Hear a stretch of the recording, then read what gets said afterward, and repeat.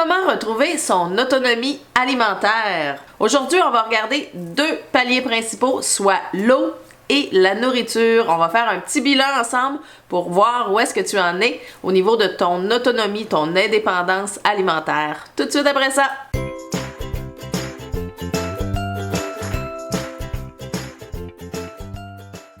Alors, allons-y de ce pas avec le premier pilier, l'eau. Bien sûr, on ne peut pas vivre plus de 48 heures sans eau. On ne veut pas être malade à boire de l'eau qui est contaminée. Donc, c'est vraiment le pilier le plus important à s'assurer d'avoir au moins un peu de résilience à ce niveau-là. La première des choses qui sera vraiment un incontournable, ce sera d'avoir des réserves d'eau potable disponibles rapidement à la maison. Donc, tout le monde devra avoir ça. Ça, c'est pour tous les budgets. C'est pas quelque chose qui coûte cher et c'est vraiment quelque chose qui est essentiel dans la préparation, dans la résilience. Donc, avoir soit des petites bouteilles d'eau individuelles, ça pourrait être un gros 5 gallons qu'on range de côté, mais il faut avoir un minimum. S'il y a une coupure d'eau, si l'eau est contaminée, on a besoin d'avoir accès à de l'eau propre pour nos besoins de base à court terme. Donc ça, c'est le minimum. Si jamais t'as pas ça, tu peux faire pause, t'en aller à l'épicerie, revenir, puis on continue. Non, mais sans blague, c'est pas plus grave que ça si tu l'as pas, mais ce sera vraiment ta priorité numéro 1 dès que la vidéo est terminée. Donc, une fois que notre réserve d'eau à court terme est là, il va falloir penser à plus long terme et là, il va falloir parler de filtration d'eau. On peut avoir, par exemple, un baril récupérateur d'eau de pluie. On pourrait avoir accès à un lac, à un cours d'eau. Donc, ça, c'est des sources d'eau auxquelles on aura accès. Par contre, ça nous prend un excellent système de filtration d'eau. Mon préféré, c'est le Berkey. Il y en a peut-être d'autres qui existent, mais je sais que le Berkey est très, très fiable. C'est un système de filtration par gravité. Il demande aucune ressource énergétique. Donc, c'est vraiment très pratique. On peut filtrer avec ça de l'eau d'un lac, de l'eau de pluie sans problème. Il y a plusieurs formats que vous pouvez vous procurer. Ça va dépendre de la grosseur de votre famille. C'est vraiment des contenants de qualité en stainless, donc il n'y aura aucune rouille qui va s'installer là-dedans. Et les filtres sont ultra puissants. Ils vont éliminer 99,999% des virus, des pathogènes, des bactéries dans votre eau. Donc ça, c'est vraiment extrêmement précieux à avoir. Pour ceux qui n'ont pas un gros budget, je sais que c'est possible de se faire un système de filtration Berkey en DIY.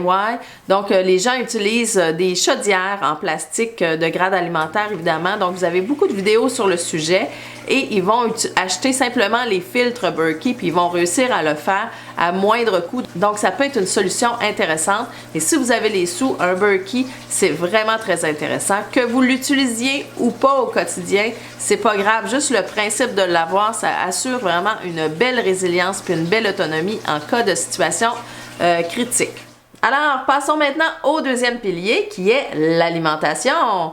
Mais d'abord, si tu apprécies le type de contenu actuel, si tu souhaites développer ton autonomie alimentaire, bien, probablement que tu vas être intéressé à plusieurs des vidéos que je fais sur cette chaîne. Donc, je t'invite à t'abonner juste en dessous. Tu cliques sur le bouton rouge s'abonner et t'actives la cloche. Comme ça, tu reçois une notification à chaque fois que je sors des nouvelles capsules. Donc, poursuivons vers l'alimentation. Alors, on va commencer en passant à court terme, puis on va se rendre jusqu'au plus long terme, donc le plus de résilience possible. Donc, je vais vous montrer un grand spectre. Vous allez voir où est-ce que vous en êtes et choisir quels sont les aspects qui vous restent à développer. Alors, si on pense à très court terme, bien sûr, ce sera d'avoir des provisions, mais quelles provisions et pour combien de temps? Donc, au niveau des quantités, bien sûr, ça va dépendre de quelle est votre situation. Est-ce que vous êtes seul, en couple, en famille, bien sûr? Donc, ça va être important de penser à tous les membres de la famille. Si vous avez des animaux aussi, ça fait partie de ça. Puis ensuite de ça, on peut penser en nombre de jours, de mois ou de semaines. Donc la base, c'est bien sûr d'avoir un 3 jours de disponible à accès rapide. Ensuite de ça, on peut essayer de bâtir pour un 3 semaines, un 3 mois et même plus. Donc là, ça va dépendre de vous parce que bien sûr, on peut penser à sa famille proche, aux gens très près de nous, mais il faut penser élargir puis pouvoir aider aussi autour de nous. Donc si vous avez les ressources, n'hésitez pas à être plus prudent que moins parce que ce sera vraiment quelque chose de résilient et c'est jamais de l'argent perdu quand c'est bien géré. Donc, on va regarder ça ensemble. Alors pour ma part, je pense que la première chose à avoir, ce sont des conserves. Pourquoi des conserves? Parce que c'est du prêt à manger. On peut l'ouvrir et c'est tout de suite prêt. On n'a pas besoin de cuisiner. Donc quand on est en panne d'électricité, on a vraiment accès rapide à la nourriture. Ce qui va être important, bien sûr, ça va être de faire une belle rotation de nos conserves. On achète des conserves que l'on consomme, que l'on aime manger. Comme ça, on va s'assurer de ne rien perdre. Et on met toujours à l'arrière les nouvelles conserves qu'on achète pour avancer dans le fond les conserves qui sont les plus anciennes. De cette façon-là, on ne perdra rien. Pour ceux qui ont moins de sous pour faire des réserves, ça va être important de regarder les rabais. Il y a encore des rabais malgré l'inflation. Vous pouvez trouver des aubaines sur plusieurs choses. Donc, quand c'est en rabais, vous en prenez un petit peu plus et vous faites des réserves que vous assurez de mettre en rotation. Donc ça, c'est vraiment accessible à tout le monde. Ensuite de ça, bien sûr, on va se procurer des aliments secs. C'est très facile à conserver, donc c'est vraiment un élément important de la préparation. On peut penser à des légumineuses, de la farine, du sel, du riz, des pâtes, des épices, du gruau. Donc ça, c'est vraiment des choses qui peuvent être très utiles en cas de besoin. Donc c'est important d'en avoir toujours un petit peu plus que notre consommation habituelle. Ensuite de ça, à moyen terme, on va penser à des moyens comme la congélation. Donc, on peut avoir 1 ou 2 congélateurs. Par contre, pour s'assurer de notre résilience, il va falloir penser à des solutions pour les conserver en cas de panne d'électricité.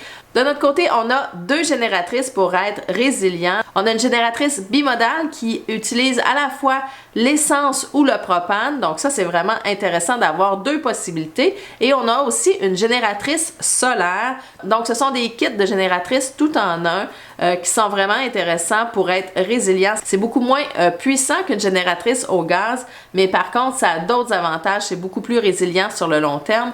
Donc je trouve qu'une combinaison des 2, ça peut être intéressant. C'est à vous de voir. C'est toujours une question de priorité, où est-ce que vous en êtes et où est-ce que vous allez, et de budget. Donc, regardez ça. Mais si vous avez des congélateurs, c'est important de penser à une façon d'être résilient parce qu'on ne veut pas tout perdre ce qu'on a là-dedans. Ça vaut une fortune souvent. Donc, la rentabilité d'une génératrice est très rapide s'il y avait le moindre coupure de courant. Alors bien sûr, je vous mets des liens dans la description si vous voulez aller voir ce qu'on utilise ici à la maison. Et on peut penser à beaucoup plus long terme. C'est pas une solution qui est très coûteuse, mais qui est vraiment efficace et qui nous donne une belle quiétude sur notre résilience. Et je parle des sacs Mylar.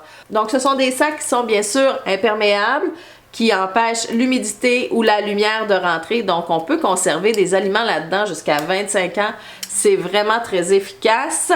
Et c'est facile à faire. Alors, je vous mets bien sûr dans la description le lien pour les sacs Mylar et le lien pour les absorbeurs d'oxygène. Donc, on doit mettre notre nourriture à l'intérieur, on glisse des absorbeurs d'oxygène et on referme ici à l'aide d'un fer plat ou un fer à repasser. Donc, c'est relativement facile à faire. Il y a plusieurs formats de sacs Mylar, mais vous pouvez mettre plein de choses à l'intérieur. Du riz, des pâtes, du gruau, des légumineuses. Il y a vraiment tout ce qui est sec. Ça doit être des choses qui sont très très secs à l'intérieur. On pourrait pas mettre par exemple des fruits déshydratés qui seraient pas suffisamment secs. Ça ici, c'est du blé dur. Ce que j'aime du blé dur, c'est qu'on peut faire notre farine directement avec ça. On peut la moudre et la consommer. Ça fait de la farine qui est extrêmement nutritive. Mais l'autre aspect qui est super intéressant, c'est qu'on peut aussi les semer. Donc, si je sème du blé dur, je vais pouvoir en récolter une plus grande quantité et donc assurer vraiment une résilience à très très long terme. Puis, on n'a pas besoin de se casser la tête. On met ça dans des bacs de plastique et on range ça, on les oublie, puis on le sait qu'on a de la nourriture en réserve en cas de besoin. Donc, je pense que c'est très précieux. Puis souvent, les choses qu'on met là-dedans, ça coûte pas très cher. Là. Des légumineuses, c'est quelque chose de peu coûteux. Donc, tant qu'à en acheter, si on fait un peu de réserve pour le court terme, on en met aussi pour le très long terme. Puis là, on a la tête tranquille pour un bon bout de temps. Ça, c'est vraiment un de mes coups de cœur. C'est très facile à faire, ça coûte pas cher. Tout le monde devrait avoir ça chez eux pour s'assurer d'une belle résilience. Si vous souhaitez plus d'informations sur les sacs Mylar, comment ça fonctionne, je peux vous faire une vidéo sur le sujet. Dites-moi là en commentaire, ça va me faire plaisir de vous faire une vidéo plus poussée sur le sujet. Une fois qu'on a réglé les provisions, on peut maintenant passer à la deuxième étape qui sera la production. Alors, dès qu'on pense à production de nourriture, il faut bien sûr penser à avoir des semences en notre possession. Mais donc, c'est important d'en avoir pour le court terme, mais aussi on peut s'en conserver vraiment sous vide, protégé de la lumière, protégé de l'humidité, donc pour le plus long terme en cas de besoin. Donc, les semences, ça va être un incontournable si on veut produire notre nourriture, bien sûr. Ensuite de ça, ce sera de vérifier si tu as la possibilité de jardiner, si tu as accès à un bout de terrain, si tu as accès à un balcon qui est orienté côté sud. On peut cultiver en bac aussi, donc il y a des solutions qui sont assez compactes. Mais bien sûr, il faut développer notre expertise et notre savoir-faire. Donc ça, je vous encourage à débuter le jardinage, bien sûr, le plus tôt possible parce que c'est vraiment des connaissances importantes à avoir si on veut être le moindrement autonome. Mais mon grand coup de cœur que j'ai découvert est juste derrière moi, ce sont les Tower Gardens. Ça, c'est vraiment extraordinaire parce que ça répond aux besoins de plusieurs personnes. C'est vraiment une façon d'être autonome sur le plan alimentaire. On peut faire pousser plus de 150 fruits et légumes là-dedans. Dans le fond, les légumes racines, on les garde pour l'extérieur, les patates, les carottes, mais tout le reste, on peut faire pousser des fruits là-dedans, des légumes. Donc, c'est vraiment très précieux et c'est facile d'utilisation dans le sens où tout est automatisé. C'est automatisé au niveau de l'arrosage, c'est automatisé aussi au niveau de la luminosité. Je trouve que c'est vraiment révolutionnaire. Ça va être vraiment comme le frigo du futur. On a moyen de résister à l'augmentation de prix des fruits et légumes. Ça, c'est vraiment très important. Ensuite, on a accès à de la nourriture fraîche en tout temps. Donc, c'est une belle résilience parce que si on fait nos provisions de nourriture sèche, déshydratée, tout ça, il va nous manquer des nutriments. Donc, on va aller chercher, grâce au tour, nos nutriments dont on a besoin pour compléter notre alimentation sec qu'on a conservé, nos conserves. On va aller ajouter de la verdure, donc on va s'assurer d'avoir nos vitamines en même temps. Donc, c'est très, très précieux. Ça prend pas grand-chose pour être résilient. Il n'y a pas de terre à l'intérieur de ces tours-là. On fonctionne avec des laines de roche. C'est pas très cher pour s'en procurer. Et les nutriments, bien sûr, qu'il va falloir ajouter. Donc, je vous encourage à avoir des laines de roche et des nutriments supplémentaires. Mais juste le kit de nutriments va durer entre 10 mois et 1 an. Donc, ça en prend vraiment pas beaucoup pour être résilient à très long terme. Donc, ça, c'est vraiment mon coup de cœur. Si vous voulez de l'information, j'ai une liste de lecture sur la chaîne. J'ai fait beaucoup de vidéos pour vous aider à démarrer avec les tours à jardin. Vous pouvez aussi aller voir dans le lien dans la description. Je vous ai mis le lien pour la boutique pour le Canada, le Québec et pour la France. Donc, si vous avez des questions à ce sujet-là, n'hésitez pas à venir me voir sur la page Facebook EcoTouch. On va pouvoir discuter par Messenger. Donc, ça, c'est vraiment mon grand coup de cœur pour cette année. Mais une fois qu'on a ces tours-là, je vous avertis, il n'y a plus de retour en arrière. On ne peut plus imaginer aller à l'épicerie acheter notre laitue dans des barquettes de plastique qui a voyagé depuis très longtemps. On a accès maintenant à de la nourriture toujours fraîche et on cueille seulement les grosses feuilles extérieures, puis les petites feuilles continuent à grossir. Donc, c'est des laitues qui durent 3 mois. Nos plants de tomates peuvent durer jusqu'à 1 an là-dedans. J'ai aussi des poivrons, des piments, des haricots. Donc, il y a vraiment une foule de choses qu'on peut faire pousser dans ces tours-là. C'est mon coup de cœur. Et pour ceux qui ont de la difficulté justement à jardiner, qui ne s'y connaissent pas du tout, ça, c'est vraiment fait pour vous. Tout est automatique au niveau de l'arrosage, de l'éclairage. Les nutriments, c'est déjà tout calculé. Donc, on n'a pas à se casser la tête. C'est vraiment un outil de résilience incroyable. Et le dernier aspect de l'alimentation, ce sera la conservation. Alors, on peut conserver de la nourriture qu'on trouve en épicerie qui est en rabais, qui est moins cher. Donc, on peut s'assurer de la conserver pour le plus long terme. On peut conserver aussi ce qu'on produit en jardin, ce qu'on produit dans nos tours. Donc, quand on a beaucoup d'abondance, c'est important de savoir conserver notre nourriture. Alors, un élément que j'adore pour la conservation, c'est la déshydratation. J'utilise la Excalibur à 9 plateaux. C'est vraiment une belle machine. C'est vraiment très efficace. Contrairement aux machines de déshydratation rondes que la ventilation se fait par en dessous, souvent c'est bloqué, c'est plus difficile, il faut faire rotationner les plateaux.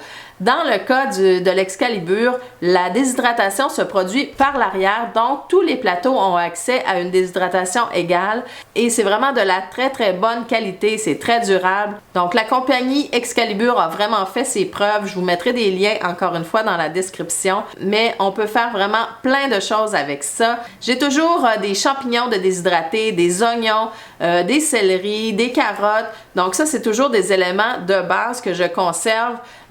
Quand on manque d'un légume ou quoi que ce soit, on peut l'ajouter à nos sauces à spaghetti, à nos soupes. C'est extrêmement facile d'utilisation puis c'est toujours pratique et ça nous permet vraiment une belle résilience. Alors quand il y a des rabais à l'épicerie ou quand on a une grosse abondance en fin de saison dans nos jardins, c'est important de savoir conserver et la déshydratation est vraiment très très adaptée pour ça. Un autre incontournable, bien sûr, ce sera de faire des conserves. On peut faire des conserves à l'eau bouillante pour des confitures, des marinades, c'est vraiment intéressant. Mais si on veut faire des conserves à base de viande ou carrément conserver des morceaux de viande, ça va être important d'utiliser un autoclave. Donc l'autoclave, c'est une marmite pour faire des conserves, mais avec de la pression. C'est pas comme un presto comme les grands-parents utilisaient à l'époque, c'est vraiment un autoclave fait pour des conserves alimentaires. Donc, c'est important d'apprendre sur le sujet. Si c'est des choses qui vous intéressent, encore une fois, faites-moi signe dans les commentaires. De notre côté, on s'est procuré la marque All American. Je pense que c'est la Cadillac des autoclaves, dans le sens où il n'y a aucun joint de caoutchouc qui pourrait être nécessaire de remplacer. C'est fait en usine parfaitement pour que la jonction soit 100% hermétique. C'est extrêmement durable. C'est rare de nos jours qu'on trouve des produits de qualité comme ça, mais ça, c'est vraiment un autoclave qui va pouvoir être passé de génération en génération. La qualité est là, c'est vraiment optimal. Je sais qu'il y a d'autres marques qui existent qui sont des fois un petit peu moins chères, donc je vais essayer de vous mettre quelques possibilités dans la description, donc vous irez voir ça encore une fois. Mais mon coup de cœur, c'est vraiment All American. Si vous avez les sous pour acheter quelque chose de qualité qui va être durable, je pense que c'est cette compagnie-là qui l'offre le plus. Une autre belle avenue de conservation, ce sera la fermentation. Encore une fois, je devrais vous faire des vidéos sur le sujet si ça vous intéresse, dites-le moi. Pour faire de la fermentation, c'est très facile à faire. On peut utiliser tout simplement des pots maçons. Faut être plus régulier puis aller ouvrir pour faire libérer les gaz. Donc ça, c'est tout expliqué quand vous vous procurez un livre de fermentation.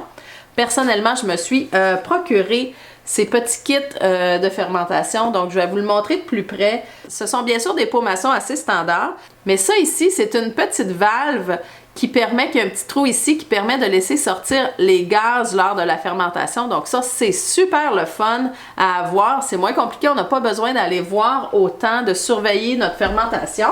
On peut toujours se débrouiller effectivement sans ça, mais ce que j'aime beaucoup, c'est qu'il y a un poids, donc c'est un poids en verre qu'on dépose sur nos aliments parce qu'il faut qu'il soit complètement recouvert de liquide. Il ne faut pas qu'il flotte à l'extérieur parce que là, il pourrait y avoir des bactéries qui se créent.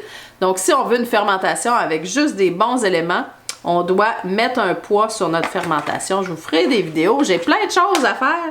Donc, ça nous aide vraiment d'avoir ces rondelles en verre-là. Donc ça, c'est vraiment un petit coup de cœur. Ça m'avait coûté, je pense, 20 $. Je vais essayer de vous trouver ça en lien encore une fois. C'est pratique. Si on en fait beaucoup, moi j'en ai 2 comme ça, puis ça me permet de faire des plus grandes quantités, de ne pas me casser la tête, c'est plus facile. Alors, quand quelque chose est facile, on a tendance à le faire plus souvent. C'est pour ça que c'est des petites astuces, je trouve, qui sont précieuses, là, dans le fond, quand on connaît pas ça. Qu'on n'a pas besoin d'être en situation grave pour intégrer les fermentations.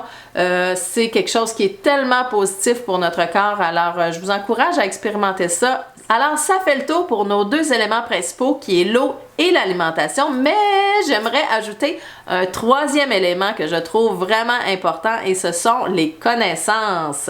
Effectivement, il y a beaucoup de connaissances qui se sont perdues au fil des générations. Le mode de vie a tellement changé qu'on a perdu la capacité de produire et de conserver notre nourriture. Donc ça, c'est vraiment quelque chose qu'il faut se réapproprier. C'est sûr que c'est une courbe d'apprentissage qui prend un certain temps. Donc ce que je vous conseillerais, c'est de vous procurer les livres nécessaires pour le faire en temps et lieu. Donc c'est sûr qu'on peut penser qu'on peut avoir pas mal d'informations par Internet. Par contre, s'il y avait un problème avec Internet, je trouve que c'est important d'avoir des livres papier avec nous. Donc, il y a plein de sujets que je peux penser. C'est un élément important de la résilience, je trouve, d'avoir une bibliothèque pour nous aider en cas de besoin. Donc, je suis allée chercher quelques livres de ma bibliothèque. J'ai une belle bibliothèque aussi au terrain qu'on est en train de développer de façon permaculturelle. J'ai beaucoup de livres sur les arbres fruitiers, sur la permaculture. Ici, j'ai un livre, par exemple, qui parle des arbres et des plantes forestières, mais du Québec et des Maritimes. C'est important d'avoir des ouvrages adaptés à sa région. Les champignons du Québec. Un goût de forêt, donc savoir qu'est-ce qu'il y a de comestible par chez nous. Ensuite de ça, les plantes médicinales indigènes. Donc, je trouve ça vraiment précieux de pouvoir avoir cette information-là en cas de besoin. C'est sûr qu'on a accès à des médicaments, mais de savoir qu'il y a une pharmacie dans la nature près de nous, c'est super important. Le maraîchage nordique de Jean-Martin Fortier, c'est vraiment un bijou d'information. Même si on ne l'utilise pas totalement présentement, en cas de besoin, c'est important d'avoir l'information. Il y a aussi carrément des guides de survie, donc c'est des guides qui nous apprennent à faire les choses quand on n'a pas les outils pour le faire, donc c'est super intéressant. Et le guide de l'autosuffisance, donc ça c'est vraiment beaucoup de trucs de nos grands-parents qui sont en train de se perdre. Donc il y a des beaux livres de référence comme ça avec beaucoup d'astuces qui sont importantes.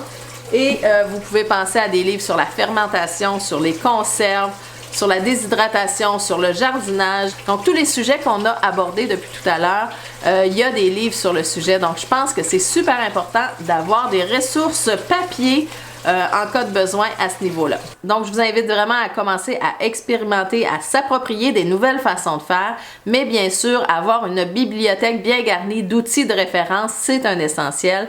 Donc, c'est pour ça que je voulais le mettre dans la section alimentation et eau parce que vraiment, je pense que ça va avec. On peut pas tout savoir du jour au lendemain. Ça prend quand même une certaine courbe d'apprentissage et les livres sont là pour pallier en cas de besoin. Alors, en guise de conclusion, je vous invite à réfléchir, à faire un bilan avec tout ce qu'on s'est dit. Quel est votre niveau d'autonomie en fait d'eau, en fait de réserve de nourriture, en fait de production de nourriture et de conservation de nourriture? Alors, je serais vraiment curieuse de découvrir. Allez en commentaire et parlez-moi de vos zones de résilience, que vous êtes déjà autonome, et de vos zones de vulnérabilité et quelles sont les priorités que vous avez choisi d'établir. Donc, venez me jaser de ça en commentaire. N'oubliez pas, si vous avez des sujets que vous avez le goût que j'explore, allez-y, c'est vraiment ouvert. Il y a une foule de vidéos que j'ai envie de faire, mais j'aime ça que ça soit connecté avec les besoins des gens qui écoutent. Donc, n'hésitez pas, parlez-moi en commentaire, je les lis tous, je vous réponds. Si vous avez apprécié le contenu de cette vidéo, n'hésitez pas à mettre un beau pouce, ça fait vraiment très plaisir. Si vous voulez vous abonner, c'est juste en dessous, c'est gratuit. Et vous activez la cloche, comme ça vous recevez une notification à chaque fois que je sors des nouvelles capsules. Sur ce, on se retrouve la semaine prochaine pour une nouvelle capsule. Et écoute, touch, bye tout le monde!